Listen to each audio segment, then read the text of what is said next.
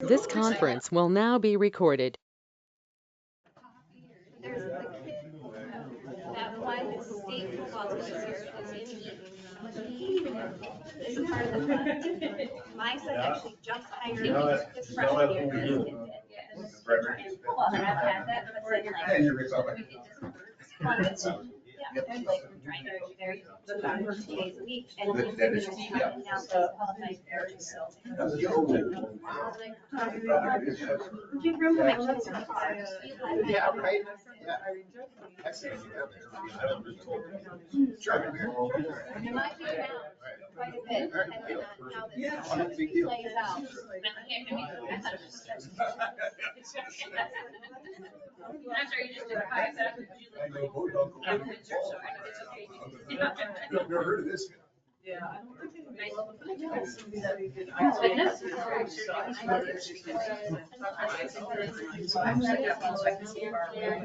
Any other? And breathing so low. Yes. But at this moment. Yes.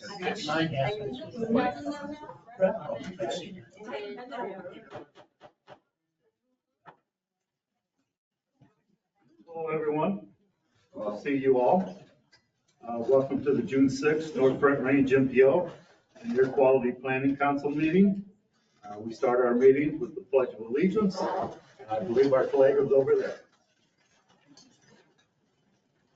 I pledge allegiance to the flag of the United States of America and to the republic for which it stands, one nation, under God, indivisible, with liberty and justice for all. Thank you. Before we get too deep into the agenda, I want to introduce a couple people around the table here. First-time visitors. We got Dan Myers, council member from Severance. Well, Welcome. thank you very much. Do you want me to say a few words? Or? You can do whatever you want. I'm just here as an alternate for Mayor Freeze of Severance, and probably will become the regular alternate and attend many of these meetings. So, Awesome. Thank you. Welcome. And we got a little piece of Julie Klein earlier. She's the Mayor Pro Tem of Windsor. Got any introductory comments? No, not my first time also, so. Yes, very Well, you'll trial, so find- excited to be here and meet everybody. Great. You'll see that we're quite informal around here. So, welcome. Thank you. Yep. So let's start with the acceptance of the meeting agenda. If you had a chance to look at it, any questions, deletions, additions? Move to approve, Mr. Chair. All right. Second. Do we have a public comment, Mr. Chair? Sorry, I don't know if we can take I skipped right over it. You're right. I'm so sorry. I'm just saying, I think there's a gentleman behind you that might want to. Yeah, I'll tell you what, let me get through the minutes and stuff and then we'll turn it over to you. Well, So- glad Will's around. Only time I actually, okay. It's kind of hidden in there. Approval of minutes, any changes? All right, hearing none, I'll entertain a motion. So moved. I'll second. All right, The minutes, yeah. we did have a name correction. Oh, I didn't. That doesn't. Okay. Yeah. So I have first and a second, all in favor say aye. Aye. Opposed, hearing none, minutes are approved. And now we'll backtrack to public comment. Sir, introduce yourself, 2 minutes. I think you know the process. Yeah, I know so much about Okay. that.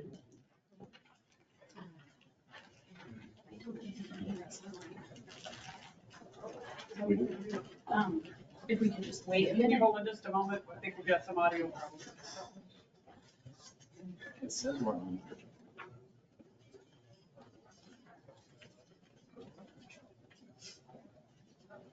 Oh, I can get back to the main.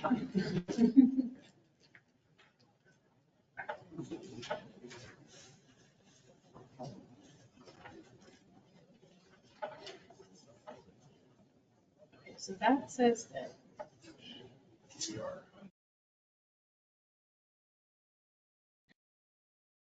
Could somebody online confirm if they can hear us? Hey, this is Jessica Perko. Can confirm. Okay. All right. I think we're good now.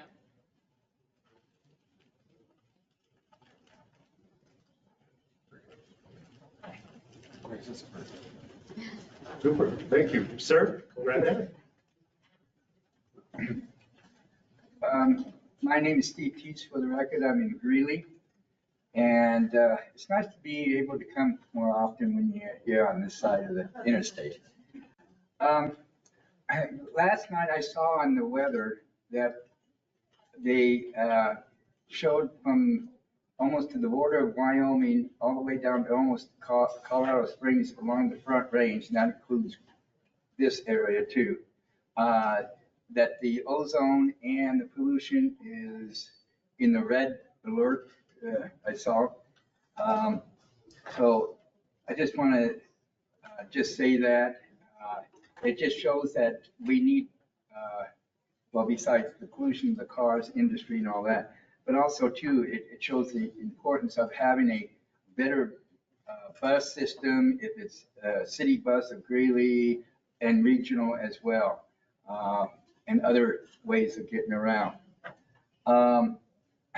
Also, I think it'd be a good idea if we had a RTA or RTD, Regional Transportation Authority, because it will, I believe it could bring more funding to, if we had something really good in transportation transit, that what I understand, if you have something good and you want to make it better or excellent, it's a better chance to get more funding. And also too, that Greeley wants to do a transfer station between along Highway 34 between 35th and 47th Avenue. Well, it's not feasible to have that for many reasons, because we first don't have a good bus system. Second of all, the way Greeley is set up, it wouldn't be feasible. And third, that there's been talk about redoing 35th and 47th Avenue. You're going to have to close some of that off. So why don't they just wait until maybe after they fix 35th and 47th Avenue? But I think it'd be better if we had a transfer station between 4th and 10th Street on 71st Avenue, and then we would have better routes along with that. Thank you. Thank you. Appreciate your involvement. All right, let's open up the air quality agenda. And starting with air pollution control, page 13 of the packet, if you want to follow along. Jessica's online. Okay, take it away, Jessica.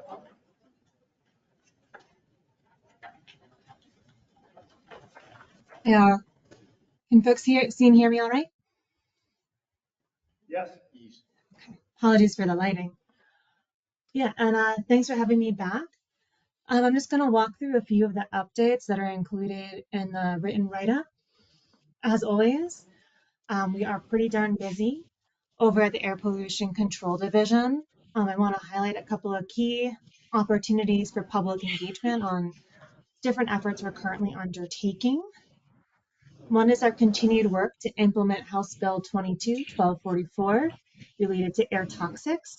The division recently released what we are calling a air toxics emissions gap report. This is an analysis of all the different data we currently have available on air toxics emissions in the state, and identifying key areas where there might be room to improve our understanding and collect more data through reporting.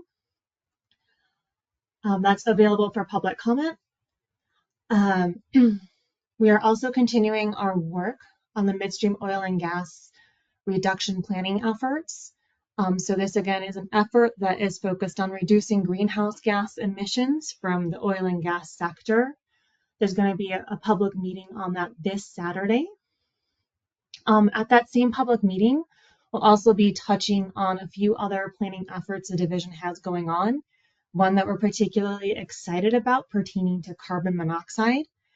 Colorado has been in attainment with carbon monoxide standards for over 20 years now. So that means that we are able to revise our federally implemented programs to reflect our attainment status with that. So that is a process that we're undertaking, and that's being led by Rick Kaufman at the division. And so he'll be giving some updates at that Saturday meeting as well.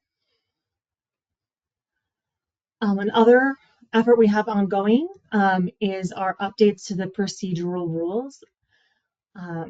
So these rules are kind of how the commission undertakes its business, so how different entities can engage with the rulemaking process, provide feedback on division and commission rules, etc. So we're having a series of public meetings on that. The next one is going to be at the end of June at 10 a.m. And that will be virtual, and information for attending this meeting and others is all linked in the packet as well. I also want to highlight two different kind of working group committee processes that we have ongoing. One is, again, supporting our air toxics work. This effort is more focused on identifying 5 priority air toxics. And it's an effort that we're calling our scientific group. And we're getting input from a lot of different subject matter experts on how we should be considering different aspects of air toxics emissions to identify what those priority toxics would be. Another is our NOx reduction steering committee. This is focused on meeting the governor's directive, now statutory requirement, to reduce emissions of nitrogen oxides, which is an ozone-forming pollutant, from the upstream oil and gas sector by 50% in 2030. Also included in our write-up are just a couple of updates on happenings over at the Air Quality This Control conference will now be recorded.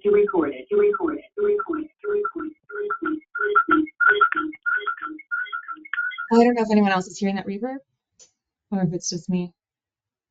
Okay, we're good. So the commission met in May and had a couple of different actions before them. The first is related to the carbon monoxide planning effort that I mentioned. So that's just taking that next formal step to recognize again that we've been in attainment for over 20 years.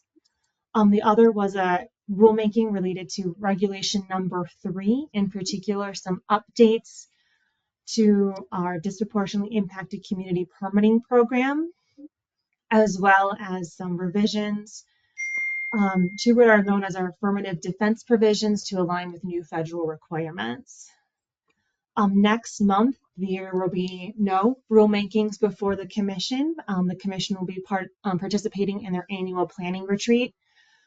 So they'll be getting kind of updates on what the Air Pollution Control Division does in our day-to-day activities and our different programs, getting a debrief on this very busy legislative session that I believe Suzette will be giving you all an update on, and conducting some of their other routine business, including the election of officers.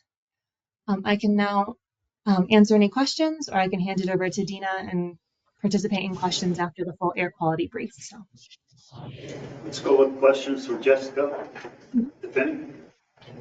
I do have one comment. So, and we're going to touch on this, we might touch on this a little bit later, but Jessica mentioned the rulemaking that's coming up that is taking the carbon monoxide non-attainment areas that have been in maintenance for 20 years. So it's clearly in Fort Collins. We're anticipating not much, but we are filing for party status as the NPO, just so that you are all aware of that. What that means is that if there's any rebuttals, alternate proposals, anything that comes up, that we will know that going through the party status. We are thinking that we may be the only people signing up for party status, and if that's the case, we will probably cancel that and not make a public comment. But we thought it would be better to be safe than sorry, so that we would be ready in case there's anything that comes up. But it is good news. I mean, we have the control measures still in place, but we know it's no longer in the SIP. So, and that's the state implementation plan for our air quality stuff. So good news. But that question, will the control measures continue to be in effect for forever? Or? Yeah, there are things like, and maybe Becky, if I missed these, or Dina missed these, or Jessica even, I think there are things like certain types of wood burning stoves you can't use, things like that. So yeah, I would assume that those control measures will stay in effect. Jessica, do you want to comment on that? Or Dina, either one?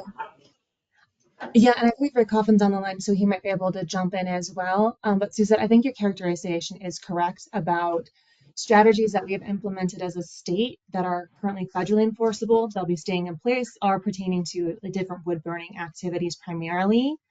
What we saw really driving a lot of our carbon monoxide reductions are federal engine standards for vehicles, and those will continue to be in place as well.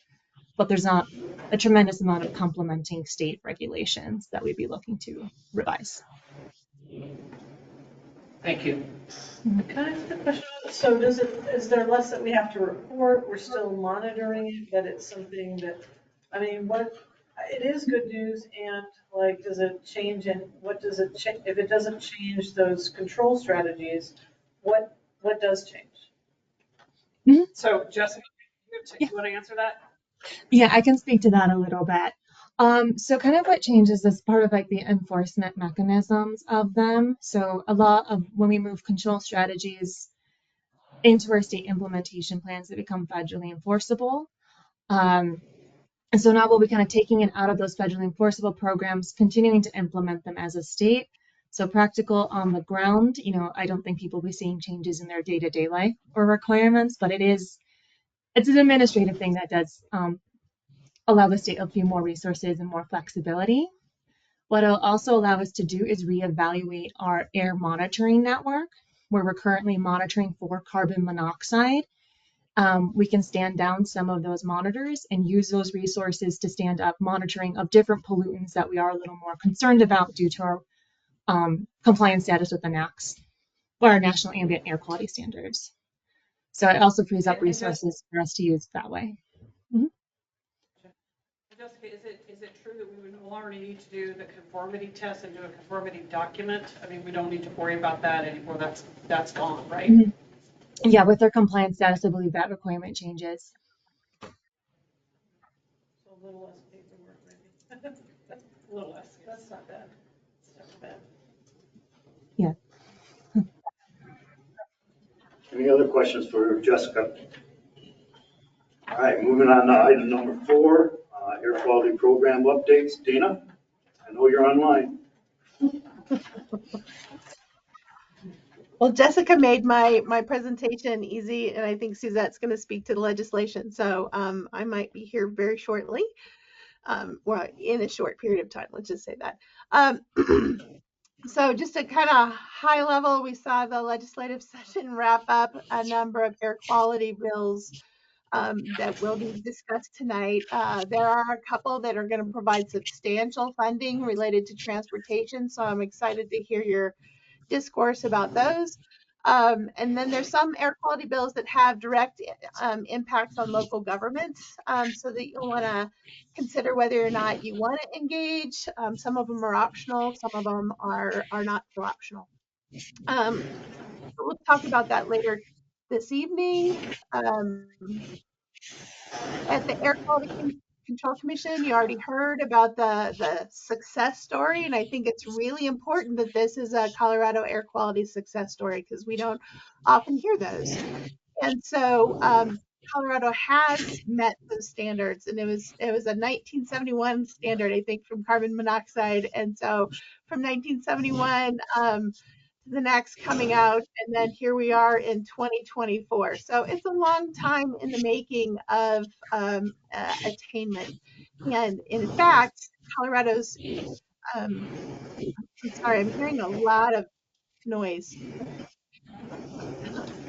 Are you guys hearing the noise? That's so much better. Thank you. So again, Colorado's success story in terms of air quality, and we don't hear that a lot. So I think it's really important to give notice to that and to kind of speak to that because, we often hear in Colorado that, things are not going well. And in fact, this is a great example of how everybody came together and they came up with, fuel standards, vehicle and tailpipe standards, basically that helped solve the problem. But it took, I think we started attaining the standard, meeting the standard at the monitors in 1996. And then here we are in 2024, requesting to remove those portions out of our, state implementation plan. So it's a long process is really what I want to highlight, but we should really focus on the air quality success story itself. So, we also saw at the Air Quality Control Commission, there was a briefing on revisions to their procedural rules. And again, the concerns that the North Front Range NPO have voiced in their comment letter last, I think, November to the Air Quality Control Commission, all of those are set to be part of that, and we should see a draft of those procedural rules later this month. So we'll go in and confirm. And again, we're paying close attention to the procedural rule stakeholder engagement process.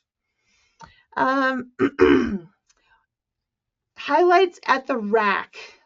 So we saw initially we had requested the RAC consider options to refine background ozone in this latest modeling effort that they're preparing for the Sirius SIP under the 2015 ozone standard.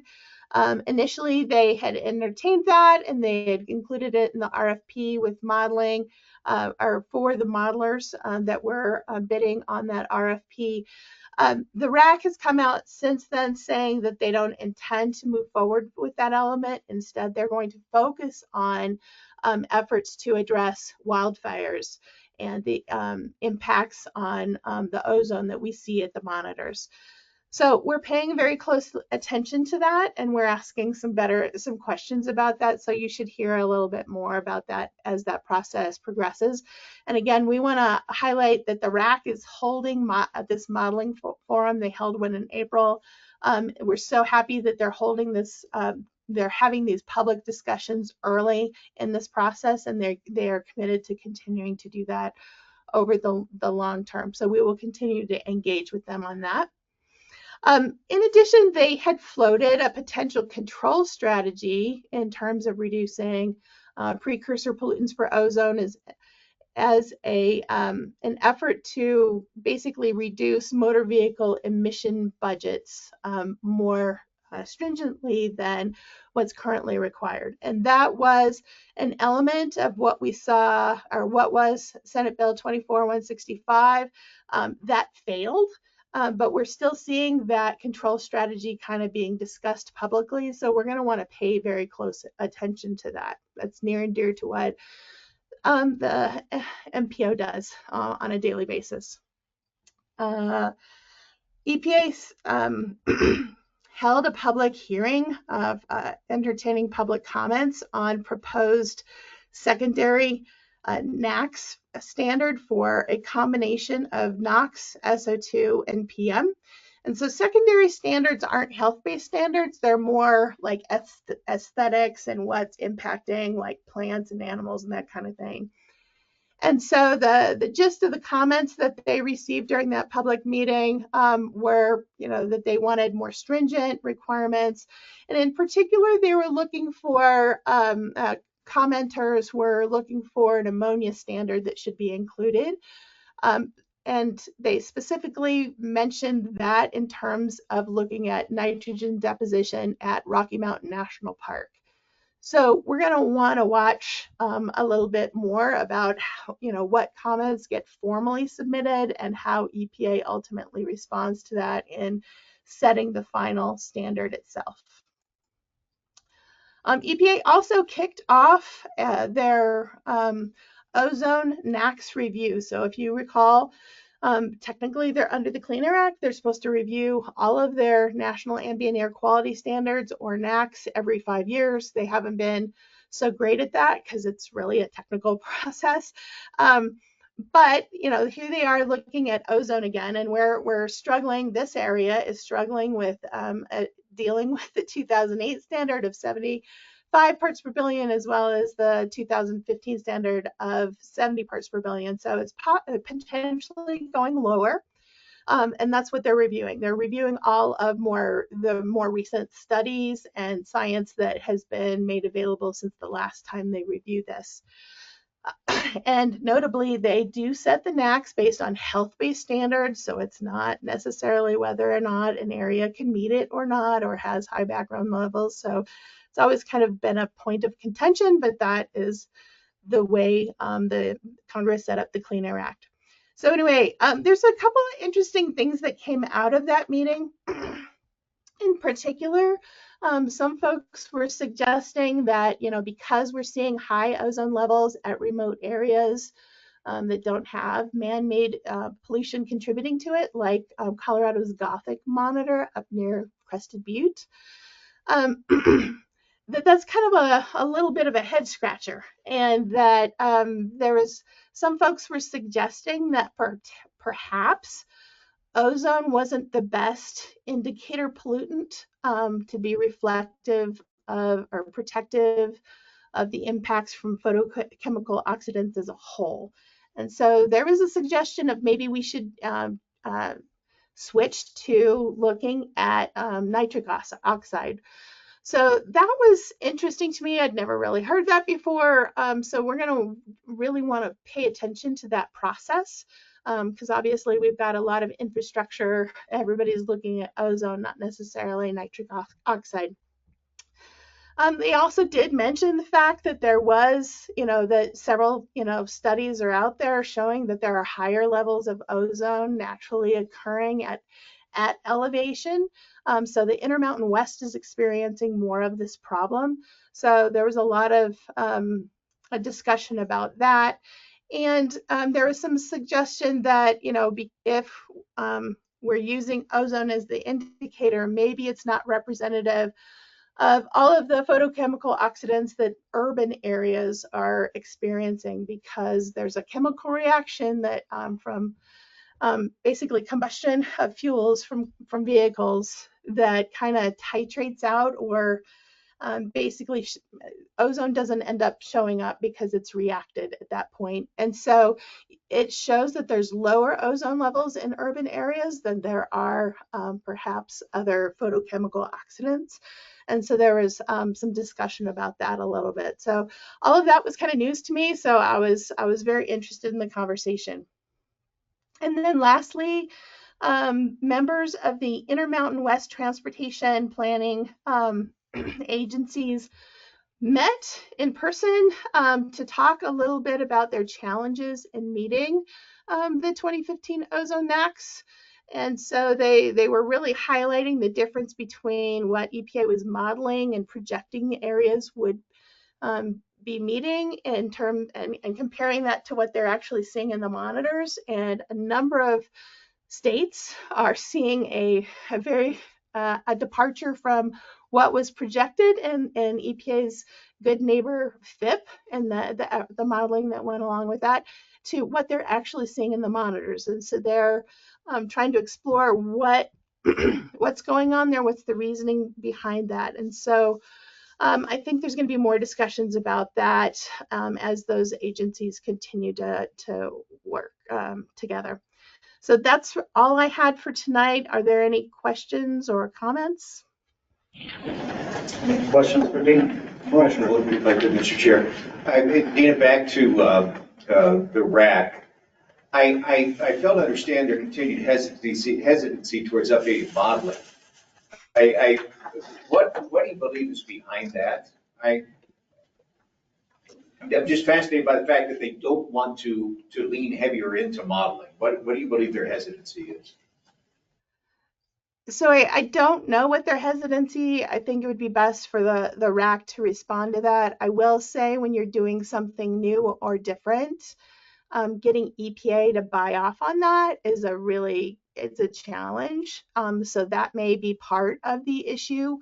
The other issue is, this is turning into be a more complex process, and from developing emission inventories and making sure that you're trying to get it as perfect as you possibly can, to then get going through the multiple different models that you have, inputs, and then using those outputs for other models. So it's a really complicated process, and so they might be under the gun for timing. So again, you'd really have to ask them. I do think this is something worth exploring, and that's why we've asked them to do this. So we are trying to engage and ask, and we've actually inquired of the EPA as well as to what their thoughts are on, because during that ozone max kickoff, there was a person, Gail Tonneson with EPA Region 8, actually talked a little bit about the paper we referenced and why that she recommended against it. Her response was pretty deep, and I'd like to go back and talk to her further about that. So we're trying to get some time with her to better understand why she made those statements. So that's the best I can give you in terms of an offer or an answer. Sorry. One other question on I find it interesting, lean towards nitrous oxide as well. Help me understand one of the primary emitters of nitrous oxide. I'm sorry, I don't remember my inventories. And what is the primary emitter of nitrous oxide? So that I believe it's still part of combustion. I'd want to go back and look at that, but really, and it's nitric oxide, so it's NO. There was some suggestion. If you look at the chemistry in what creates ozone, that NO is part of that chemical equation. And so they're really talking about that as opposed to the end product of that chemical reaction. So we can go back and look at it. I will confirm that it's combustion. And help me remember, nitrous oxide is what I wanted to put in my '69 Chevy Malibu, correct? Was that the additive to make it go faster? Maybe. Yep, okay, that's it. Thank you, Dean. We do have Mike Silverstein on the phone if he wants to weigh in on any of this. Okay. Mike's the head of. Mike, you still there? Yes, can you hear me? Yeah, loud and clear. Hello? Do you have any comments on? Yes, am I coming through okay? Yes. Yes. Okay, I suppose I need to go on the record that I would disagree with Dina's comments about the RACs not entertaining additional analysis for background ozone. The RAC is currently, and Commissioner James's remark about the RAC not being open to new modeling, we are undertaking a multi-million-dollar effort right now to rebuild all of the modeling tools that we've been using in these past few years. All of our modeling tools that we've relied on in recent actions and processes are dated, and they are all being updated with all of the latest research and EPA approved techniques, as well as the research community's contributions to the process. Now, there's what I would call experimental modeling and what there is called SIP modeling.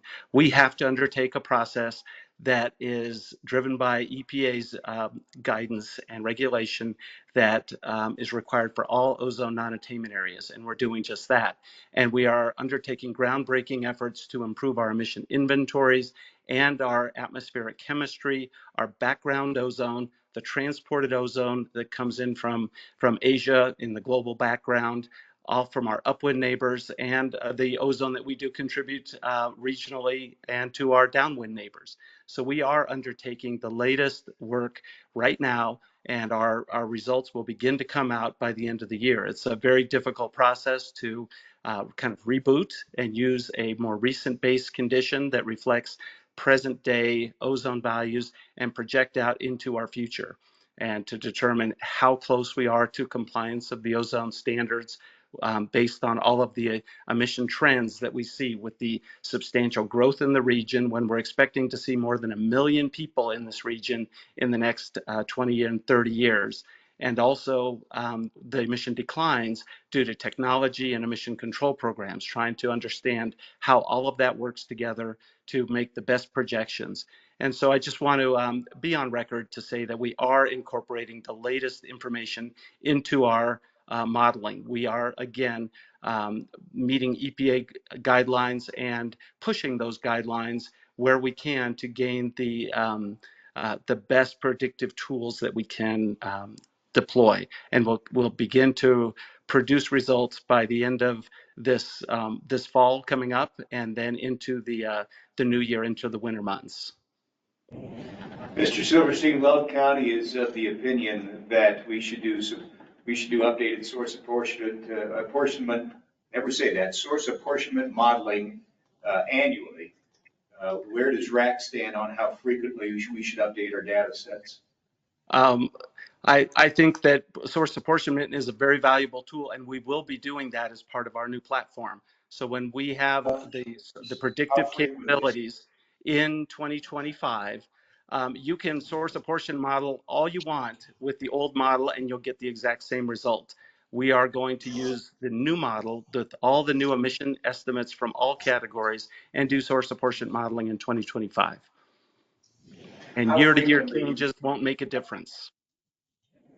How frequently do you believe it should be updated? I would say with the expense and the requirements, every 2, 3, 4 years. Annually, it would be an exercise in futility because you would get the exact same numbers because emissions don't change from year to year dramatically. They change in a 3 to 5 or 10 process. So I would disagree that annual modeling is not worth the money.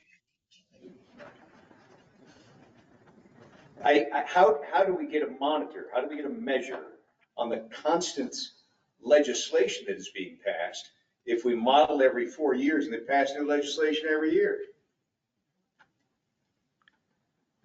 To base emission control strategies on a regional model, an individual strategy, one by one, on a regional model that is so complex, and Dina described some of those complexities quite well, that it's not the correct tool to analyze a strategy one by one, but it is an appropriate tool to gather up all of the emission changes, all of the latest chemistry, all of the latest meteorology, and project forward on a every 2, 3, 4 year basis.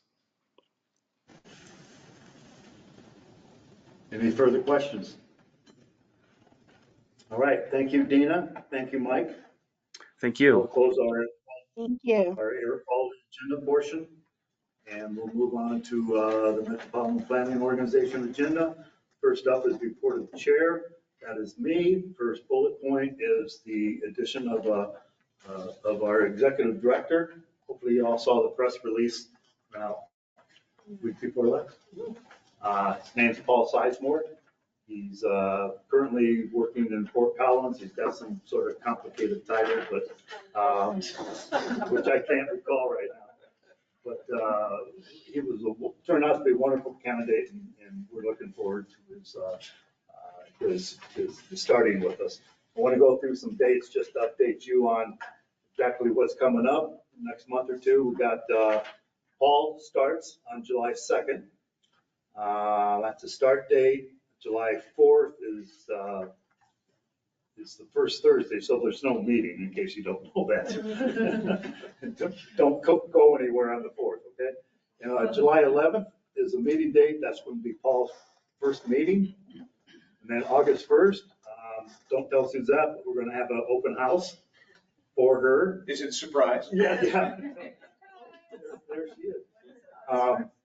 So anyway, we're working with Johnstown. They were on the schedule to have the meeting anyway, so we might rearrange or cancel portions of the meetings to fit this in. That's why we're trying to keep it a secret. So there's a fabulous slide in that rec center pool. Bring your swimsuits. Yeah. So we're in the process of getting a list together and invitees, and I might solicit some help from people around the table to make sure we got a good enough list. Seats 100 people, so if you got 1,000 friends, you're out of luck. I'm sorry, I'm trying to whittle that down. And last but not least, August 2nd is Suzette's last date. So put that on you. You can't leave earlier. It's official. All right, so next we have the Front Range Passenger Rail District directors. As you may know, because we talked about it, I think, in consecutive meetings, Weld County has opted out of the passenger rail scenario. So we should say the passenger rail scenario has opted out of Weld County. Okay, all right. So therefore, we didn't opt out. The law. Yeah, the law. I stand corrected.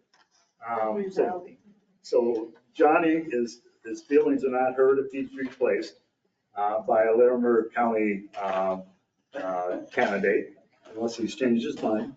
God. I will say whoever does get on, I think it's a good transition.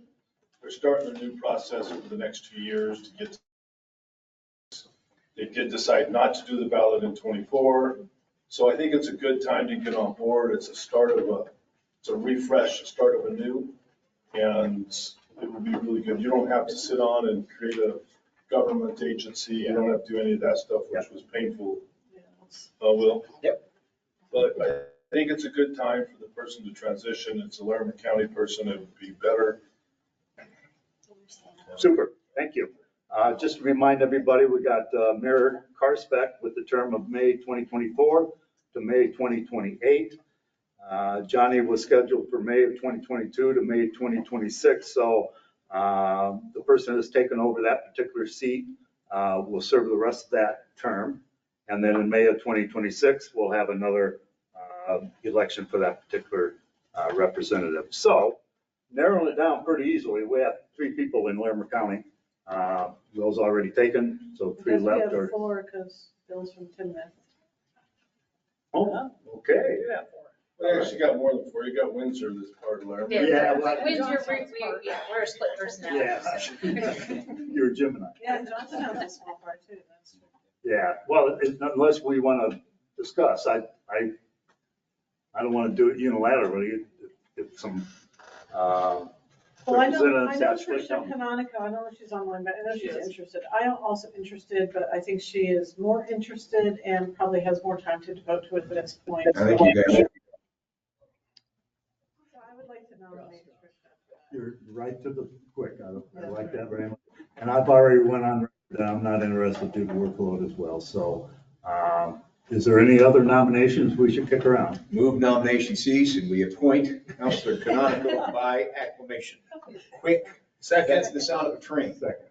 All right, this by acclamation, we don't need a vote. So she is online if she wants to say something. Tricia, are you online? She's trying to say no. Thank you for moving. Thank you for moving through that quickly, and I will be happy to serve on the commission. Thank you very much. Appreciate it. We're sorry to see you go, Johnny, but welcome, Tricia. All right. Boy, she went right to the point. I'm crying. I really am. It's pretty tough. All right, the third bullet point on my list actually is I debate whether or not eliminate it or just go ahead and comment on it. I think we're too premature currently at this point to discuss the Transportation Commission public comment.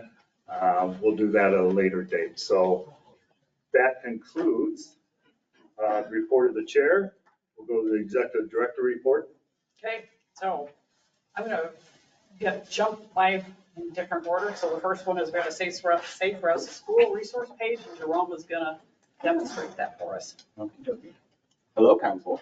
Hello. So just for a little bit of background on kind of what we've been doing around Safe Routes School, about a year or 2 ago, the NOCO Back and Ped Collaborative decided to kind of do some more work around Safe Routes School. There have been conversations regionally amongst staff level about doing something regionally, or at least seeing what the interest is. So we convened a subcommittee of NOCO Back and Ped to look at Safe Routes School things. The first thing that we did was make a survey and send it out to staff level, including town staff, county staff, teachers, school administrators, people who would be interested in Safe Routes School, to kind of see what the need is in the region, what are we missing, and where should we direct our efforts. And we found 2 major things. One, not a lot of people know what Safe Routes School is. So one focus we are doing is outreach, try to educate people on that program. Another thing is a lack of resources or just not being aware of what there is on Safe Routes School. And this is where this page came in. So this is housed on our website, and it's also on our front page with a nice little logo that Anna Rose made that will link to this page. And on here, it gives a little bit of explanation about what is Safe Routes School, very brief. A little bit about the Safe Routes School subcommittee and kind of the work that we're doing on the regional level. We then outlined the current programs that are in the region, which right now it's just, as far as I know, City of Fort Collins. In this section, we will, once we get more information, we will link to either a web page or a contact at the municipalities. So if you're from Timnath, Windsor, wherever you are from, and you have a very specific question, you know where to direct it to. We then have information about CDOT Safe Route to School program. And also Bicycle Colorado, they do a little bit of Safe Route to School work as well. We also have linked to other resources. And then the big one, funding.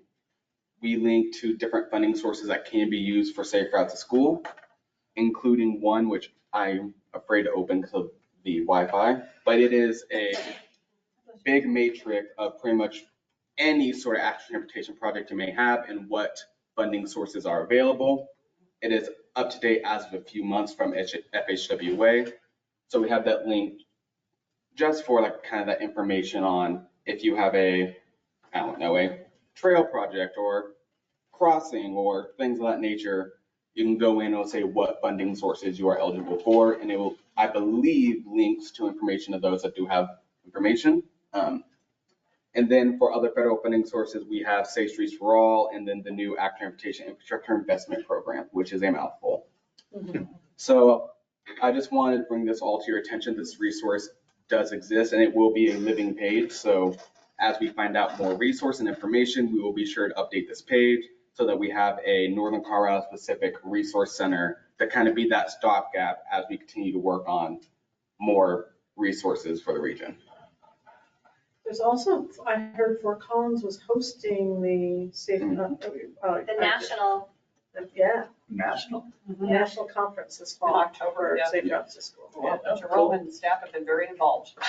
Yeah, we've been working with the conference sponsors to kind of help plan that conference along with Save Fort Collins and other local stakeholders.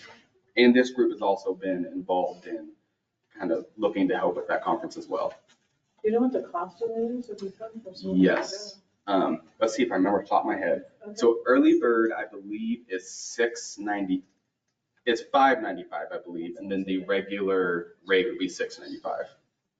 And I don't remember when the early bird ends, but registration is open. Not too bad, because you don't have to pay for the hotel. And the Or feature. the per diem. Bring your lunch. Would this program help with railroad crossings? That, I don't know if that'd be part of Safe Route to School.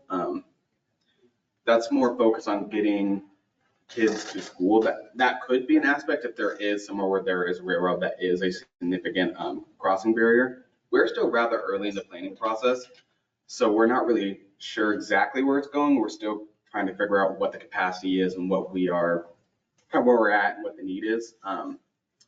So I don't have too many details, unfortunately, but that is something that we can look into if that is a significant barrier. Yeah. That's a hell of an answer, Crowd practice. Yeah, just north of the new Roosevelt High School is a railroad crossing, and so, We can, yeah, it's definitely a barrier. Anybody from the other side of LaSalle has to cross the tracks to get to schools. oh, yeah. Well, that Because sounds like a net. There's no other way to get to the schools. I bet you could make that case, so I would think so. And there definitely is a case to be made.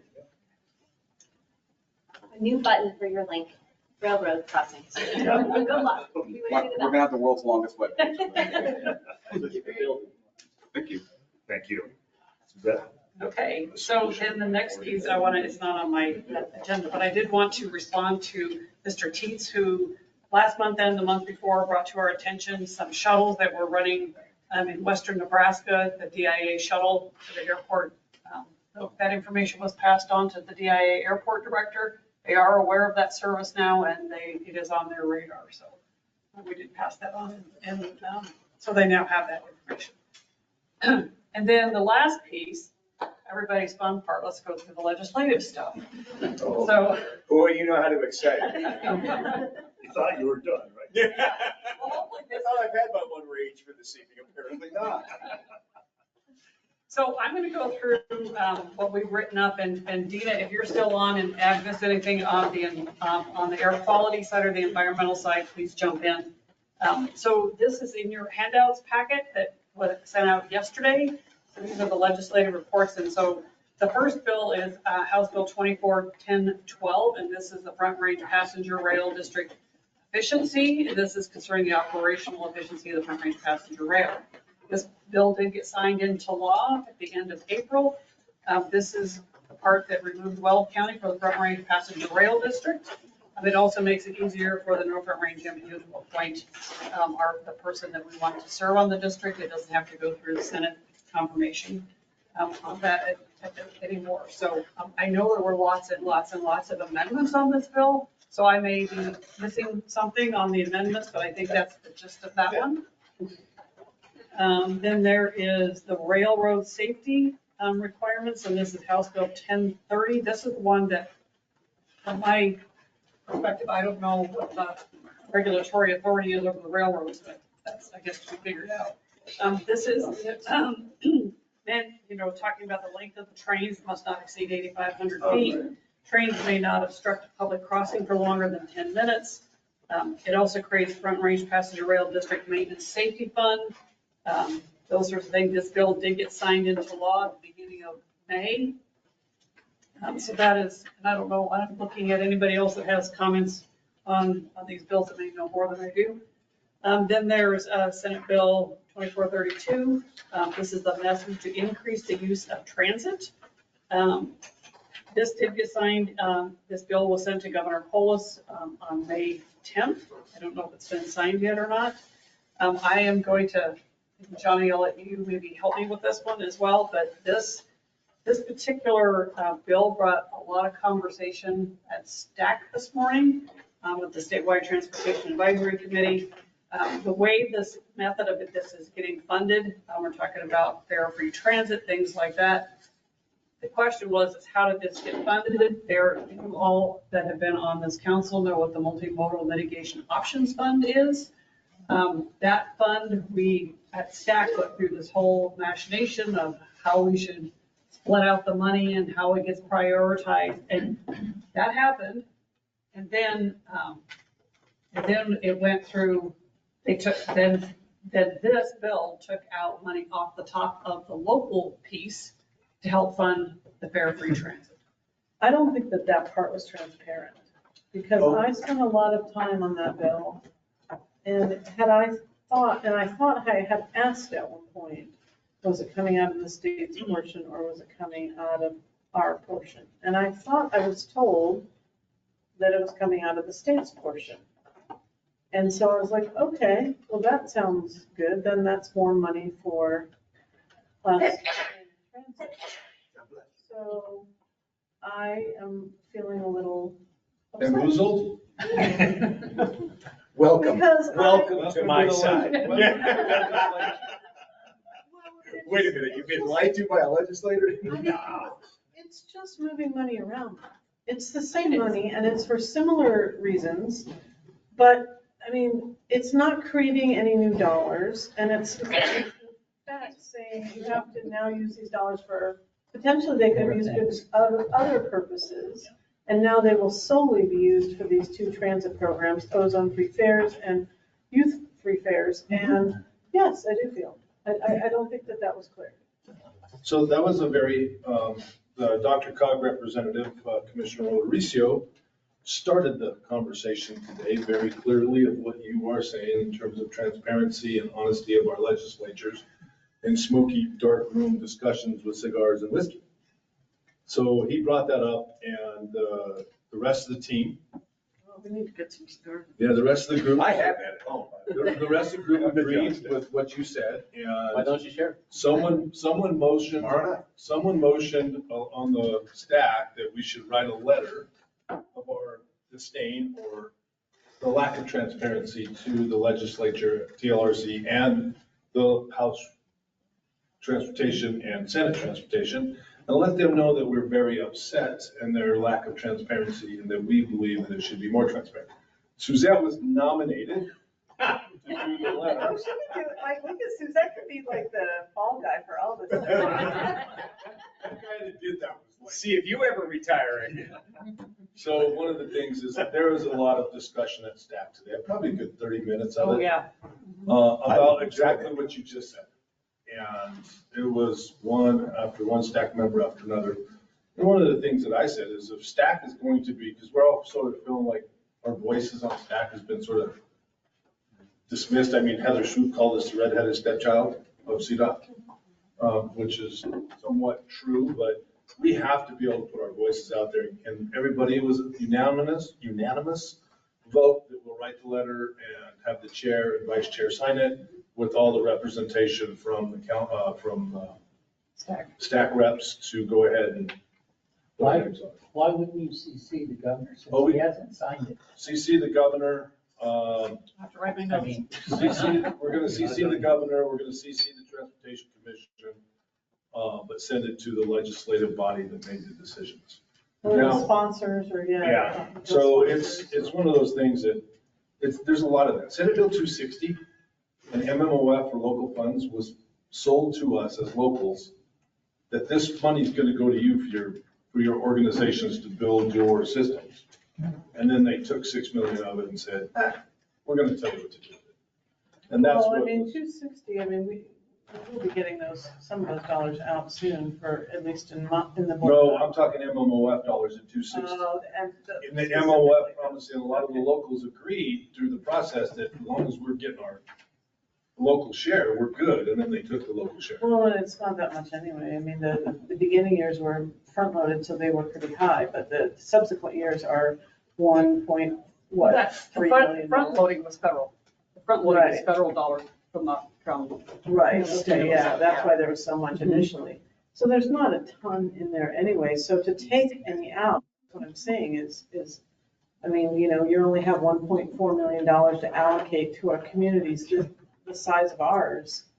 I mean, you know, what does a bus route cost? $350,000 a year. So, I mean, it doesn't go very far. And now it goes less far. and I mean, for us, it impacts the Norfolk range, but the really small TPRs, I mean, I was just at the upper front and it's like, you can't even do a project with 4 years of funding. Okay, So, thank you. anyhow. Thanks for the update. I'm glad you jumped on our wagon with us. You know, Johnny, I'm a reasonable person. See how it feels. Okay, then the next one is Senate Bill 095. This was the air quality ozone levels. This was the high emitter program that talked about the vouchers. This bill was postponed indefinitely. So that I don't think we'll be seeing or hearing about anymore. Then there is House Bill 1313. This is the one that's the transit-oriented communities. How's your hog? This is the one that I think impacts City of Fort Collins. It's the only committee that this impacts, but the housing goals and the opportunity goals. It was signed into law on the 13th of May. So that one has been signed in. The next one is the minimum parking requirements. This is House Bill 1304. This bill was signed into law on May 10th, and this prohibits a county or municipality from enforcing minimum parking requirements for real property that is within an MPO beginning on January 1 of 2025. Why should a local government be able to plan? Silly local government. So. You keep reading, I'll keep providing the comment. Okay. With this bill, who then does parking fall to? Is it just? Nobody. Nobody? There is no parking? Perfect. No, I mean, you can't the have business minimum standards. Yeah, decides. you can't, yeah. So. We can't have a minimum. We can't have, you gotta have 1.5 per household. You can have a maximum. Yeah, so bottom line is that it prohibits all counties and municipalities from enforcing minimum parking requirements. I mean, it's so, All right, you're not just building parking lots, you're building housing. I mean, I think, you know, I get that there's some people. Yeah, and when pedestrian fatalities are going up and kids are playing in the neighborhood and there's 50 cars on the parking lot, they can't see. We'll see what the pedestrian fatality rate goes up to. Wasn't that one refined around, it had to be near transit or something like, I thought that there was some later narrowing amendments of on that. Yeah, I So- think there was a narrowing. So this says the bill does not prohibit a county or municipality from lowering the protections provided for persons with disabilities, preventing a county or municipality from enacting or enforcing a maximum parking requirement, preventing a county or municipality from enacting or enforcing a minimum parking requirement for bicycles. It allows a municipality or county to impose the following requirements on a motor vehicle parking space that is voluntarily provided in connection with the development project. that the owners of such a motor vehicle parking space are charged for the use of the space, that such motor vehicle parking space allow for vehicle charging stations in accordance with the existing law. And it requires a county or municipality on or before June 30th, 2025 to submit a report to DOLA detailing the county or municipality's compliance with the requirements of the bill. That was amended to June of 2025, right? I have, And yeah, looked at it. yeah, it says June 2025 on my notes, yeah. Yep. And then 1366, this is a sustainable local government community planning. This one, it says the appropriations discussed it and the amendments failed back in May 14th. This is the one that will require counties and municipalities to include a climate action element in their master plans, require CDOT to coordinate with NPOs to establish criteria that define growth corridors and identify those corridors, and then requires CDOT and NPO to work with local governments to develop TDM plans for the growth corridors. So that's the status of that one. And then we have Senate Bill 184. And this is the support for the surface transportation infrastructure development. This is concerning the support for the development of surface transportation infrastructure and in connection therewith providing funding and operational flexibility needed to support the development of transit and rail infrastructure. This bill was sent to the governor on May 10th. There was lots of action on this one. I think it was signed last week. Was it? Could be. So this authorizes the transportation enterprise to impose up to a $3 a day congestion impact fee on short-term motor vehicle rental or gas-powered vehicles, and $2 a day for electric vehicles. It modifies an existing definition of surface transportation infrastructure to more clearly include multimodal transportation options, and authorizes RTD to extend construction and operation of its northwest rail corridor to Fort Collins as the first phase of the Front Range passenger rail service.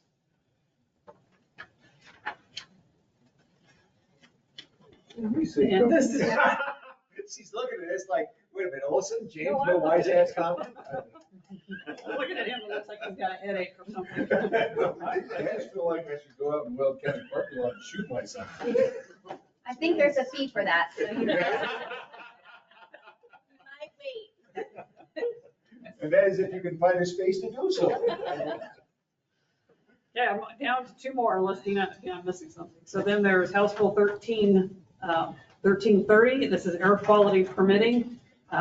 This is appropriations discussed as in the amendments failed on May 14th. This was concerning modifications of process to obtain a permit for activities that impact air quality. This would affect all new permit applications processed by APCD. The impact for NFR would be allow local agencies to request more stringent emissions limits for sources within their jurisdictions and add additional steps in permitting activities for all communities in the NFRMPO region. And then the last one I have is Senate Bill 165. This bill was postponed indefinitely. And this is concerning measures to reduce emissions of air pollutants that negatively impact air quality. This requires AQCC to adopt rules for controlling emissions from facilities, buildings, structures, installations, or real property that generates mobile source activity that results in emissions, air pollutants within the non-attainment area. Defines the ozone season as a period from May 1 to September 30th. Beginning in the 2025 ozone season, any oil and gas pre-production activity within the non-attainment area must pause for the duration of the ozone season. Adds and clarifies reporting requirements for oil and gas operators in the non-attainment area. Requires CDOT to establish a VMT reduction target for the non-attainment area and develop policies and programs to assist MPOs in meeting the targets.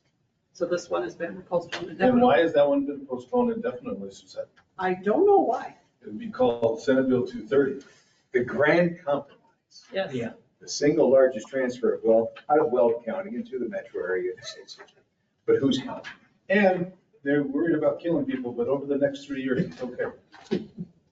Yeah, and that bill is, I think there was two companion bills, 229 and 230. 230, yes. Yeah, so, yeah. So that was going to fund essentially transit and front range passenger. 20% to rail. Which is why we didn't need to run ballot. Well, that's the bill I saw before I cried and grew up. Did I miss anything on the environmental side, on the environmental bills? I had a few others, but I don't know if you want to spend time for me talking about them, or they're just highlighted in the report that I guess on page 1 and 2 at the bottom of each one, it kind of talks about the involvement of the local government. So do you want me to run through them? I don't know whether the council member from Greeley has the heart. I don't. We're running a little bit behind, so Okay. we'll move on. All right. Thank you. And getting back to the reports, we have a TAC report. You can find that on page 16 of the packet. The mobility report, mobility handout is also a written report as well. Next is presentation. We have the Front Range Passenger Rail update from Andy Carcian. We have Nancy Burke in his stead. Nancy Burke in his stead. Nancy? Yes. Can you hear me? Oh, yeah. Wow. Oh, okay. I don't mean to yell. Anyway, I'm Nancy Burke. Thanks for having us today. I'm going to give you a brief presentation, just kind of an update of where we are with the district. I am the Director of Communications for the district, and I'm fairly new and learning a lot fast, and there's been a lot of action over the last few months. So go to the next slide, please. And maybe the next one too. We are planning for a transportation option, yes. This is just a reminder of, what is Front Range Passenger Rail? We are an inner-city train service. It is different than commuter service. It's faster and has fewer stops. And what has been planned to this point is that we would have 9 stops from Fort Collins through Denver all the way down to Pueblo. There's a long-term vision that we will be connecting to New Mexico and Wyoming. And we are also excited about, using the existing tracks. So we are working with the railroads on what that looks like, but that really gives this project a fast forward, and we're able to bring that to reality a lot faster. Next slide. So I want to inform you guys, I think Johnny had mentioned this earlier. May 31st, we had a board meeting, and it was really to look at everything that was presented and information from partners, information from workshops, just looking at what it would mean to go to the ballot in 24, looking at the service development plan, the readiness of the district and communications, and educating outreach to folks that would possibly be voting on this. We did a couple surveys, polls, and a lot of different analysis on modeling, financial planning, what kind of loans are out there, the RIF loans and grants and that sort of thing. So on May 31st, just taking all of this information in and looking at due diligence and being fiscal conservatives to the voters, and really putting together a full package to make sure that voters knew exactly what they would be voting for. It was kind of determined that, perhaps we should do some more modeling. Perhaps we should look at what was happening in the legislature this year and what do those funds mean for us going forward. They certainly do support the district with the funds available, and those are pretty much project-based. But when we look at the federal funding opportunities through grants, there is a requirement that there is a local support, or a sales tax support, I should say. And so just looking at all of that, educating the public, we decided that we would look at 2026. I'm sure you've read about that in the paper. Some of you were at the board meeting.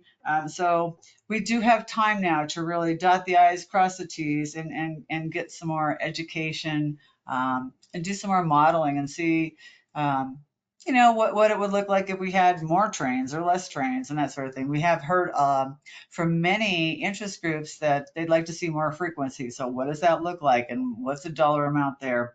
So we'll continue modeling, continue the planning. The STP looks like it will be coming up, finalization next year sometime. I'm saying mid-2025, but we don't know. It's sometime in 2025. And this slide just kind of talks a little bit about the partnership. So financial support it comes from a lot of different areas.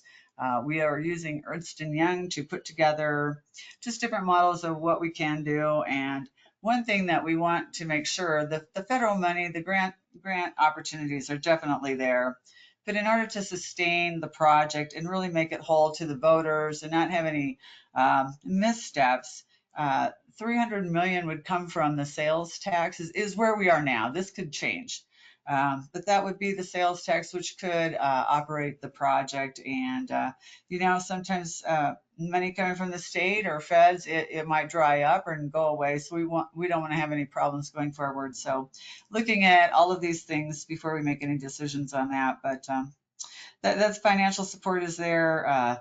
Generating public support. We're getting ready to go and talk to a lot of business leaders, municipalities, and what does that look like? So we are looking at an economic impact report and producing that to really see, what does that do for workforce and how does that help businesses and what kind of sales tax revenue extrapolation can you create for additional sales tax revenue? What's ridership? And so I'm excited to see what we can put together on that. When it comes to station planning, we've got the 9 station areas. We're looking at ways that there could be a local buyback or buy down to really help the areas to create solid planning stations. We're looking at security measures. What do we need to do there? What's the comfort level of others? And, just look at maybe, is it something that we can enhance a downtown area and look at multimodal transportation options for the first and last mile?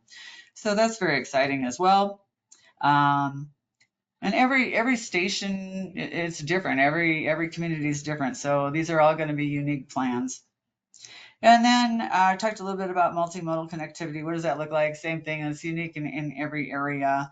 But working with RTD, maybe we need more opportunities for people getting off the train. How do they get to the next point that they're going to? And then as far as planning and designing, the railroads, FRA, CDOT, RTD, they're all partners. We're all in discussions. It's great that we have so many experts and professionals on our board to just kind of think about things and discuss what those opportunities are. The bottom line is we're looking for consistent, stable funding, which I mentioned before. So happy to answer any questions on that, but I'm excited that we'll be looking at other modeling options too, and then being able to bounce those off of folks. Next slide is a little bit about where we are right now as far as our modeling and some of the assumptions that went into play. If we did go to the ballot in 2024, we were looking at 2029 starting with the Northwest Rail line, Denver to Boulder and on up to Fort Collins, 3 daily round trips to start, and then by 2035 looking at 6 round trips. So we'll be studying more opportunities, more options on that. And of course, in statute, it is a mandate, it is a statement that we need to be competitive with automobile time and cost. So what the numbers are right now from Fort Collins, and this includes stops on down to Pueblo, you can get there in just over 3 hours. We were looking at the sales tax of 23 cents on a $100 purchase for the construction ongoing operations. And again, that could change, conversations continue. Next slide. We have, I touched base on this a little bit, but the station local criteria, what does that look like? We want to work with every area and see what the opportunities are. Is it safe? Do you have to cross over? Is it right in the central downtown area? What will really help to generate more business, more action, more, activation of that area? So right now, we have our rail planner, and I know Andy, our GM, is going out, meeting with local jurisdictions, just to kind of talk more about what that looks like. And then, of course, I mentioned this too, working with the federal grants to support local station planning. That would come from Chrissy and Ray's grants and other opportunities. The service development plan, I had mentioned this prior, end of 25, mid 25, something like that. They're consistently looking at other models for how many trains and, and then what kind of train and what can we do to obtain a zero emissions goal? What kind of sidings, what do we need to do? And then working also with the railroad owners, operators, and all of that. So a lot's going on, a lot of progress in planning. The other thing with the peak period study with RTD, they have a study coming out end of fall this year, and they'll be looking at what they can do on that line, and then we're looking at working together and what opportunities do we have to leverage capital, work together to really bring that line to fruition. So it's getting to be very exciting on that end. The next slide is, I think this has been covered already, but just briefly, House Bill 1012 is just kind of a cleanup bill for the district. So moving on to Senate Bill 184 was the rental car fees, and just that would fund construction and support. That bill, it would be split 3 ways with bus staying, other CDOT projects, and then of course passenger rail. And it's all project based, so those funds would need to be applied for. But no matter what, it is a supportive factor to meet the requirements of the feds for grant requests. Senate Bill 230, we touched on that as well. And it's basically the same thing. That's and a little bit more money there, but project-based and applying for that. And then the next slide is a fun one. So everybody get out your cameras. Look at that QR code. We are asking folks for input on how they've used the train, what they'd like to see. And I'd encourage you to pass that along to your constituents or anyone, your neighbors, your family. And we are gathering this information.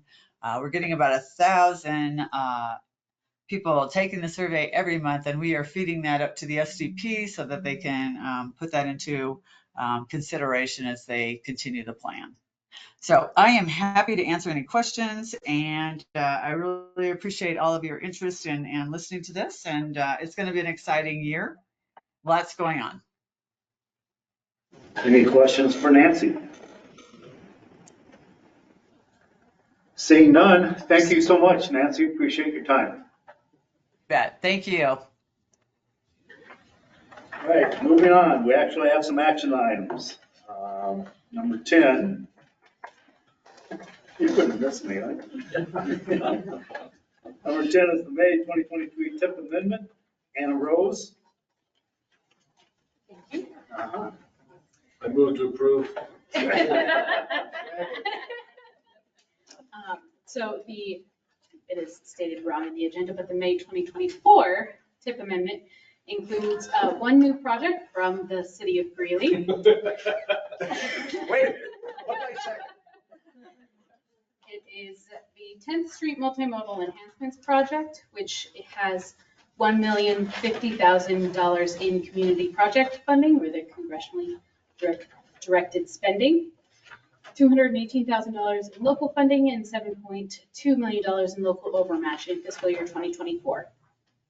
The 30-day public comment period for the May 2024 TIP amendment began on May 8th and concluded today at the end of the business day, and we received no comments during that public comment period.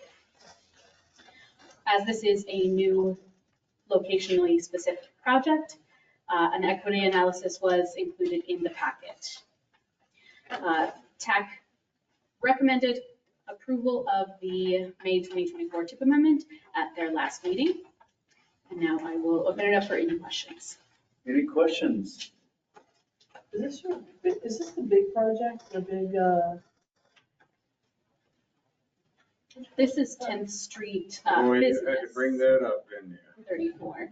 It actually is looking at our major corridor with a lot of EJ and low to moderate income folks, and it's a corridor that's our one-way pair, and they're looking at doing improvement, enhancements, walkability, better sidewalks, narrowing it down a little bit for, because there's a lot of apartments and there's nowhere for people to park. We're back to that again? It's a very good project. Yeah. This is the 10th Street that's out west of the city. Gotcha. Okay. Thanks. Mr. Chairman, I move we approve resolution number 2024-09. I'll second it. All right, any further discussion? All right, all in favor, say aye. Aye. Any opposed? Hearing none, it is approved. Let's move on. Thank you. Thank you, Anna Rose. Good job, Anna Rose. Welcome. Thank you. Executive Director Policies Update, Suzette. Yeah, so I know this will all come as a shock to you, but you have a new executive director starting. What? What are you talking about? And so with that, currently under Resolution 22-19, you all have given me the authority to sign any dollar amount for contracts. And you have the new director coming in. The executive committee thought it might be prudent to bring that back a little bit. And so this resolution, the changes are in yellow, in the executive policies. So it is limiting up to $100,000. Anything over that limit comes to the chair for signature. And then you will see the change in the resolution that's attached as well, the 2024-10 resolution. So this is just modifying the executive director authority from any dollar limit to 100,000. Pretty straightforward. Any questions? I'll entertain a motion. Yeah, let's move Move it. to approve resolution Second. 2410. Oh, you doing it? Maybe second. She's already seconded. Of the Norfolk Range Transportation Air Quality Planning Council assigned executive director authority. Now a second. Yeah. Sorry. Any further discussion? Will you read? All right. Seeing none, all in favor, say aye. Aye. Any opposed? I just didn't know you were gonna keep going. Hearing none, that's been approved. All right, let's go on to council reports. We'll start with Transportation Commission. Jim Kelly, I think, is on the phone. Commissioner Kelly, it's all yours. See my mugshot there if you look at the video, I hope. Well, I don't know if I hope, but we had our meeting a few weeks ago and there was a fair amount of activity. It was quite a busy day. The largest couple of things that happened is that there was a proposal up. We had to vote on whether or not we took the southeast and the south central TPRs and combined them, and then split the Intermountain TPR into two, because the Intermountain has requested being split into two as they've gotten quite a bit of population there. And by law, we're limited to 15 TPRs. So if we split one, we have to combine others. The proposal, we in discussion decided that there was a lot of pushback from the Eastern Plains TPRs. They did not want to combine. So we decided that we needed a better solution on the table, and the only way to get a better solution would be to change the regulations, so we would have to go back to the legislature. So that's what we decided to do. We decided to pass on the proposal that was on the table, delay voting on it until November, giving us time to have CDOT personnel sit down with some legislators to see if we can craft a better solution than combining and splitting the way it was. That's what's on the table now. Any questions on that one? Commissioner, is it the intent of the Transportation Commission just to suggest that we add an additional, go to 16 TPRs? Seems to be the logical. Yeah, that does, right? Seems to be, but then all these unintended consequences come up. Okay, now Dr. Cog has less of a vote, yada yada. So we're going to go through the gyrations, and see what the best possible solution might be. Whether that is, make it 16, make it 19 so that we can expand, later, change the voting structure. So it might not be as simple as that. It seems to me that pretty simple, but you add that in and maybe there's some complications, right? So we'll figure that out and bring it to the table in November. That gives us time to do that.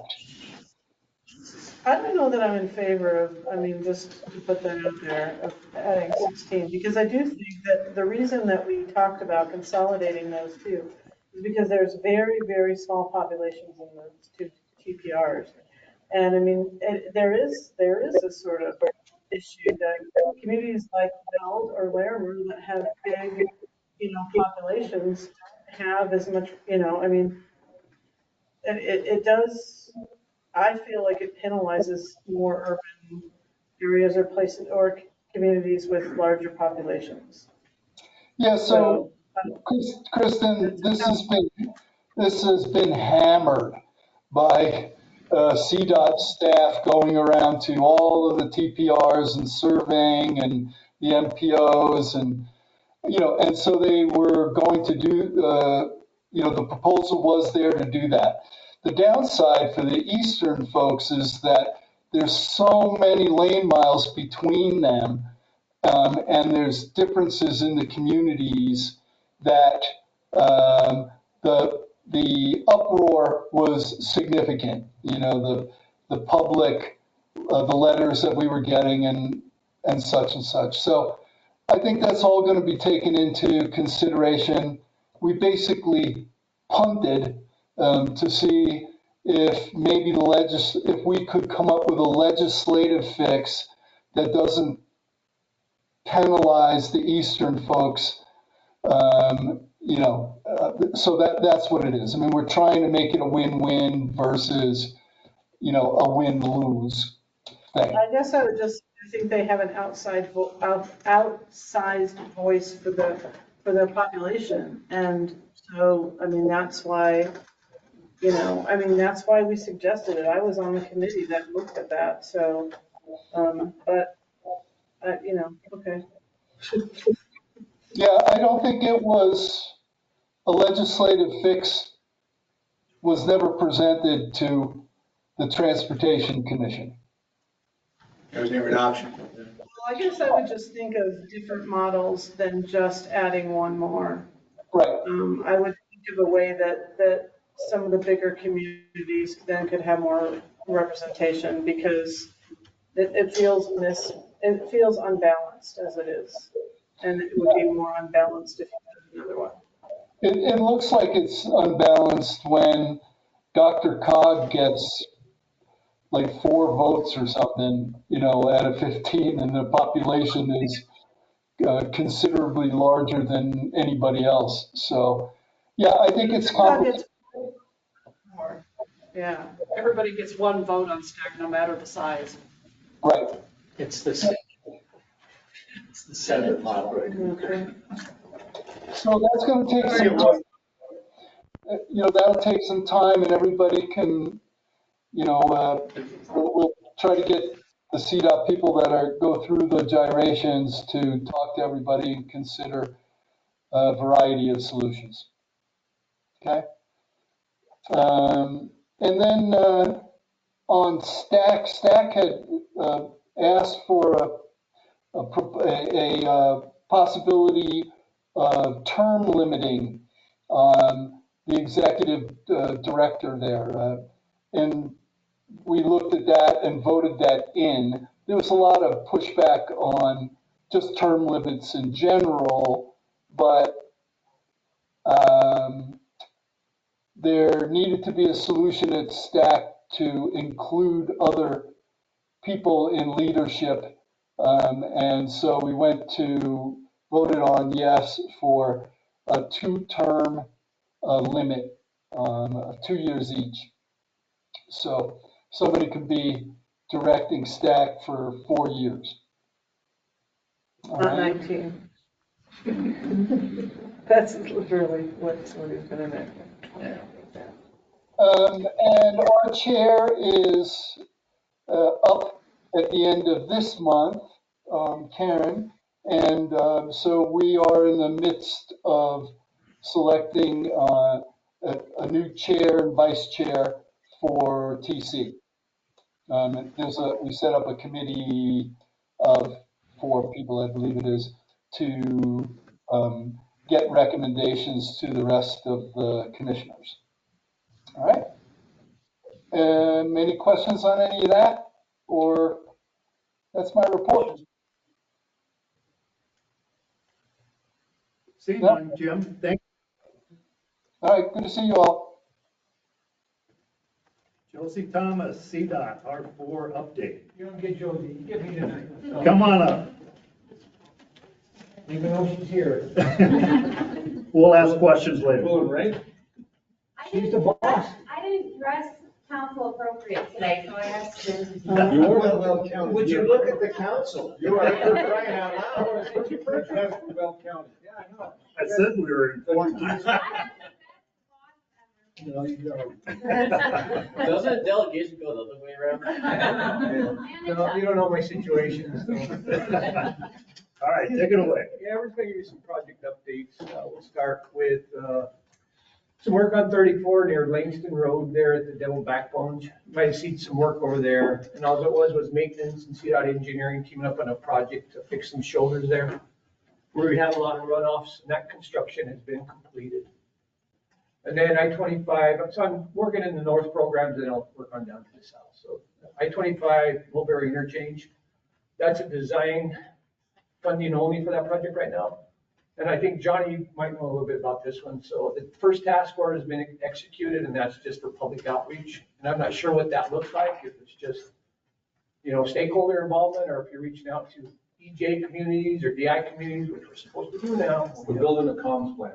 Is that what it is? We're building a comms plan and also building a strategic plan of the control documents. Okay. Would that include both your task orders that's been accepted? Task order 2 has been submitted to headquarters. And that will be your traffic and. That will be the whole planning process, working with Fort Collins, Larimer County, and all the stakeholders along the corridor. So a lot coming on that one. So again, that's only done. So on 287, I gave an update a few months ago on this one. We did submit a grant application for that project, NFR grant, for about $47.3 million. And that grant is for a lot of safety features, shoulders, passing lanes, access, egress and ingress improvements there. There also is a big wildlife component on that project too. That's the #1 collision, the #1 accidents along that corridor. And this corridor is from just north of Ted Place to the Wyoming border. And so the wildlife crossing we're going to go after, that was also included in the info grant that we went after. We're also going to go after the wildlife crossing fund grant too. And that NOFO just hit yesterday. So our internal team out of headquarters will be putting that grant together for us. So I think that one will score very well for Region 4 and for, of course, the Front Range. Would it help with there's one particular intersection, I can't remember if it's the one that's near, where you go to Red Feather or? Yeah, that's there at Livermore there. Livermore. Yeah, we're actually looking at putting an overpass in that area too. So everything else along the corridor, we have large structures up there that can actually pass animals now, but they're impeded by private fencing and stuff like that, so the animals don't cross and they get on the road. But that one at Livermore has been identified as a crossing. So there's specific dollars just for that wildlife crossing? There is, we just broke that out. So $7.5 million was identified for wildlife mitigation for that corridor. And that's with the governor's new approach that we need to look for wildlife mitigation for all these high areas that we have these vehicle collision, animal collision accidents. So that'd be right in the NIST, right where the NIST dam has been built? It's gonna be part of that. And then this is actually building a couple there, but they don't know what the animals will do up there yet. I think you're gonna see the animals move away from that area, and we might be looking at further collisions away from that NISP reservoir, so. And we're not involved with NISP reservoir, so don't ask me questions. That's totally not in our. I thought maybe you're gonna build that wildlife crossing underwater. No, it's not gonna be underwater, there's north of that. Come on, Johnny. Environmental guy. And then, I-25, so segment 5. They're gonna start doing some work on package 1 on the northbound median only right now.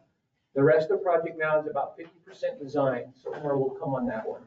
They are going to have a costing exercise to see if they're getting the value for their dollars on that one. So if you ever want Ava to come up and present on that, just let us know. We'll have that team come up and present on segment 5. Also, that we had a MPDG grant. That's correct. That's in there as well too. And North Front Range and CDOT is reapplying for that one, correct? For a tune of $100 million. Yep. And then segment 6, that's pretty much DTR. DTR right now is, we don't know what DTR is doing right now, but really they're looking at the Bertha and Centerra openings on that happening sometime late this summer. Keep our fingers crossed for that one. And then the one on 119, the mobility hub, or the hub out there, that's just a park ride you go through the median. That's supposed to open this fall. So if you go down there, there's been a lot of work done on that one. And then the resurfacing up north from Owl Canyon to Mulberry, that's the southbound lane only. The southbound, so they're working right now from Owl Canyon to Wellington, and everything's in a head-to-head traffic there right now. They expect that to be completed on that segment by June the 10th. And then they're going to shift the work to the southern portion, and they're going to get the detour on that east frontage road. So that should start after June 10th. And I'm not sure when that will be wrapped up on. So you should see that traffic move after the middle of June. And that's the big ones on I-25. And then Chad was here earlier. We talked a little bit about some things coming out of Central. The railroad elimination agreement, or the project that they're working on there, they just executed the agreement, went on that one yesterday, so they're ready to rock and roll on getting that stuff going on that one, that elimination. And then Colorado 66, Weld County Road 21. If you're familiar with that one, it looks like the irrigation and utility work has all been completed, and then the construction will be wrapping up on that project by mid-June. I would say mid to late June. And then we also had Spaghetti Junction in here. They're going to do some starlights and some. I don't know about that tonight. I don't want to be up. I'm glad Dan's not here. So there will be some striping and signage that's done on that one just for right now. So Johnny could tell us all the pleasures of the Spaghetti Junction that will never be corrected. Is that right, Johnny? Nope. And I think that's pretty much it for that. Any questions for us? Questions for Jim or Josie? Yeah, ask Josie. She can. She's not necessarily dressed for it. She can answer them from back there. So. Any questions? Jim, thank you. Thank you, guys. Appreciate it. Suzette, we're going to make it. Thank you. You bet. All right, let's move on to STAC. That's page 24. That's a written report. It's in the packet. Colorado Transportation Investment Office. That's a written report. Page 26 of the handout. And then we have the North I-25 Coalition, which I missed last night. Yeah. Commissioner James, take it away. I-25 Coalition continues to be a sound advocate for the I-25 corridor. We had a bit of a victory celebration when we broke ground on segment 5 here a couple of weeks ago. Commissioner Stevens, Councilmember Olson, Suzette was there, I was there, a couple of folks, Will was there, Mayor Karspek. A good little celebration to see the bottleneck come to a close. It's pretty exciting to see that happen, and geez, all we'll have is another 5 to maybe 80 years of construction. And sorry, CDOT. No, they'll get it done, and it's very exciting to see that go up out there. We continue to hear updates. It's going to be interesting to watch the I-25 corridor continue to take place as we get segment 5 done. We'll focus on segments 4 and segments 9 now as we get up towards working with our friends up in Wellington and the north part of the corridor there. So the I-25 advocacy never ends. You're welcome to attend. It's always the first Wednesday of the month. We do it via Zoom, so you don't see the cocktail that I have sitting on table. And the cigar. Julie doesn't let me smoke the house. But I appreciate everybody continuing to be such an important part of that advocacy mechanism. Commissioner, you're on a roll, US 34 Coalition. US 34 Coalition met just right before this. We heard a great presentation from our TMO consultants, who we are very excited about the work that's being done there. 34 Coalition is, you're going to see that become a lot like the I-25 Coalition, I believe, and the fact that we are going to start to assessing our priorities on that corridor. Because when you take a look at the traffic counts, John, you can probably attest, 34 almost carried as much anymore as what I-25 does. 30 to 40,000. And so it is an important part of that. Look for meetings. I railroaded my staff into being, I get to be chair of that, but more importantly, our kind staff gets to be chair of that. We will make sure that everybody gets invites. If you have an interest along the 34 corridor, please make it a point to attend those meetings because it will become instrumental as well. Can I add maybe one Please. thing to that? So the US 34 TMO now has a board identified, and they are doing work groups, because they're not really an official board yet. That probably won't happen until later this year. But that meeting now is with that board membership between 4:15 and 4:45, and then the US 34 Coalition picks up at 4:45 to 5:30. Just if anybody's interested in attending. If you want some more meetings. We try to squish them together. No, we have three. All right, done, Commissioner? Done. Done, good. Regional Air Quality Council? Well, I guess you heard a lot of what happened from Dina and Mike, but I will say that Dina and I had talked, and Suzette, and Dina had emailed me questions to ask about getting more, sort of detailing modeling that would tease out this background ozone issue. And yeah, there wasn't a willingness at RAC to really do that. My understanding from what, and were you, Suzette, were you at that meeting? It sounded like that they also felt like they didn't even have monitors that would help with that model. Wasn't that part of the answer? Yeah, I think that was part of the answer, and I think it was interesting because we sent them the paper. They were, and this is how to model background ozone, which has been our issue, particularly in the Mountain West. So we sent them, Dina found a really great paper. She sent it to them. They were very interested in it, saying, oh yeah, this might be a good way to model that. They even put it in their RFP when they selected their modeling consultant. And then they check it out and say, we're not going to do that without really a lot of explanation, which is what you heard Dina earlier saying, I want to continue these meetings and try to tease out why. Maybe there's a really good reason why they didn't want to use that particular protocol, but there's not really been a very good explanation yet. Well, and I think the governor had written a letter, right? The four governors. The four governors had written a letter that was asking for some of that kind of modeling to be done. I mean, what, Tom, is that the person who, so Tom at the RAC, it was actually hard to hear him because I was online for the meeting, but it seemed like they felt like the monitors that they have weren't sophisticated enough or to detect that, separate out that where that ozone was coming from, where that background ozone was from. And that the control measures that have been implemented were working because we are seeing those numbers coming down. So for those two reasons. But anyway, we'll continue, and maybe Dina can make more headway as she talks to people individually about, doing some of that work. So. And also just Dina is now a member of the RAC. I don't know who she's representing, but she just did get that appointment. So, she can be a voice to sort of help ask some of those questions. We also talked about the health effects of poor air quality. The modal pollution program is wildly popular. in the Suncor area, which is the worst air quality air zip code in the country, they gave, I think that they got $300 off electric mowers there. And so I think that they used up kind of all the dollars that they had to be able to get out the electric mower. So that's good news. We had a legislative update too, not too different from the one we had here. So that's about it for RAC. Super. Let's move on to NAMI.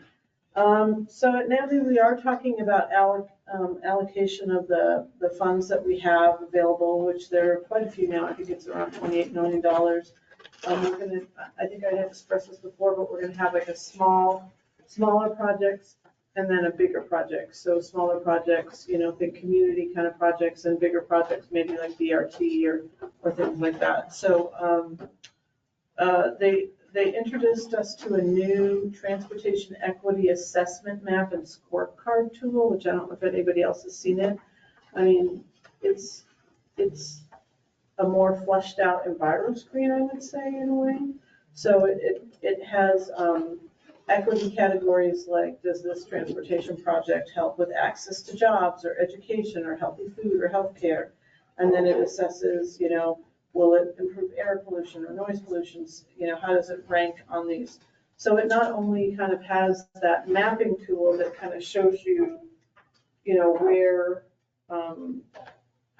DI communities and things like that, but it also has a way to sort of score out, projects, if they would help with a variety of these things, like access to affordable housing and then transit access, but also, does it have a high level of noise pollution? So then that would score that out high. So that is a tool that we're looking at using. We would have to train people on how to use that tool if we're going to expect people to, score high on that tool to be considered for funding. So anyway, I didn't know if anybody had seen that tool yet. I think it's fairly new. So anyway, it was kind of interesting to see how, it's pretty sophisticated, and I think that it's a lot of the areas that particular board wants to look at, with regard to equity, but also, improving safety and other measures. Do you have to show an air quality benefit on the projects that you're submitting? Yes. So you have to show that you would be reducing the emissions that lead to higher ground level ozone. I was just curious, Yes. when you said that, the RAC was saying that they didn't feel like their monitors were sophisticated enough. I was just wondering, and I know Weld County does some monitors, Larimore County's doing that. So I was that's something that popped into my head, but that won't show an air quality benefit. Oh, right, yeah. So, and it has to be specifically for transportation projects, so I don't think it can just be for monitoring air quality. But yes, you have to show that you would be reducing. I mean, that's one of the criteria. It's not, and then this would be additional criteria that would be considered. So anyway, the tool is pretty cool, and that's all I have. Thank you. Let's move on to Front Range Passenger Rail District. Bill, Johnny, have anything to add to the previous? Johnny's got a good overview. The district also provided directions for secondary stops for smaller communities like Berthoud. So gives a route, distances that we need to have from other communities with the primary stops, but does allow for them. So that's exciting. Otherwise, thank you, Johnny, and welcome, Tricia. I'll second that. Thank you. Tricia, welcome to the world of rail. With that, we'll have a host council member report. Commissioner James. Thank you and welcome to Weld County. Are there any leftovers, Elizabeth? Cookies and potato chips. Okay, take those home, please, because Carla, the Board of County Commissioners Office Manager, firmly instructed there be no leftovers. So take those home. Also, feel free on your way out the door to take a Miller moth or two. We have Great air show. We could attach little lights to them. My office right back here has plenty. As far as transportation goes, we have completed the roundabout project. Weld County loves a good roundabout. We do.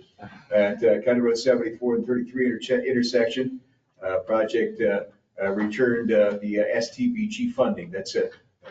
When we returned that, that's what that was for. Our next roundabout project will receive CMAQ funding. That's the one, it's County Road 74 and 31. We anticipate construction on that in 2026. We're nearing completion. For those of us in Johnstown, this will be good news on Bridge 5413A, which is up there on Freedom Parkway at County Road 54. I need a clear path to the Lazy Dog Restaurant and Brewery up there. Now I know.